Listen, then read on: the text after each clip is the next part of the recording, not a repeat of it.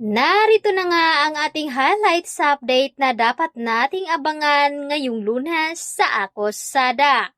Hindi nga papayag itong si Dennis na hindi niya makuha itong si Carol. Matapos ngang puntahan dito ni Wilfred at ni Jigo ang bahay ni Dennis dahil nalaman nila na naruroon itong si Carol. Kaya naman dito na nga ay hinablot dito ni Dennis itong si Carol at sinubukan itong tutukan ng baril. Ngunit nakawala pa rin itong si Carol, kaya itong si Dennis ay gumawa muli ng paraan upang magamit at makuha niya muli si Carol. Kaya naman dito naisipan ni Dennis na kukunin nga itong si Leah dahil wala ang kaalam-alam si Leah na si Dennis pala ang mastermind sa pagpaslang dito sa asawa ng kanyang ama na si Wilfred. At dito na nga inamin ni Dennis kay Carol na totoo nga ang mga ebidensya ng kanyang nakuha. At dahil dito ay natuklasan nga dito ni Carol na nagsisinungaling lamang itong si Dennis.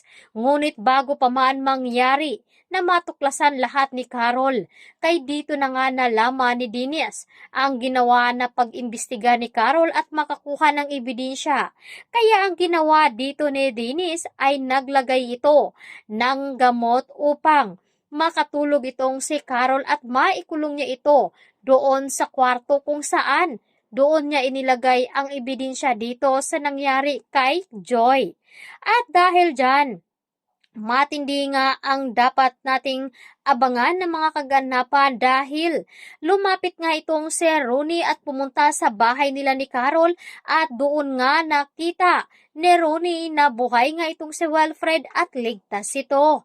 Agad na nagpaliwanag itong si Wilfred kay Rooney na nalaman na nga nila umano ang katotohanan kung sino ang taong pumaslang sa kanyang asawa at kasama naman ni Ronnie ang mga pulis upang tulungan nga nila na mailigtas itong si Carol sa mga kamay dito ni Dennis. Kaya dito na nga ay gagamitin ni Dennis itong si Leah. Tumawag nga ito kay Carol kapalit nga ng kanyang katawan at kanyang sarili ay kailangan niya magpakita dito kay Dennis. Ngunit sinabi dito ni Wilfred na iisa lamang daw ang matitira. Kaya agad na sinabi dito ni Dennis na babarilin nga dito ni Carol itong si Wilfred upang tuluyan na nga itong mawala. Kaya naman sinabi agad dito ni Wilfred na wala na silang pagpipilian dahil ayaw ni Wilfred na madamay ang kanyang anak. Kaya dito na nagdesisyon si Wilfred at inutusan niya itong si Carol na barilin nga itong si Wilfred at hindi nila alam na nasa likuran din itong si Rooney.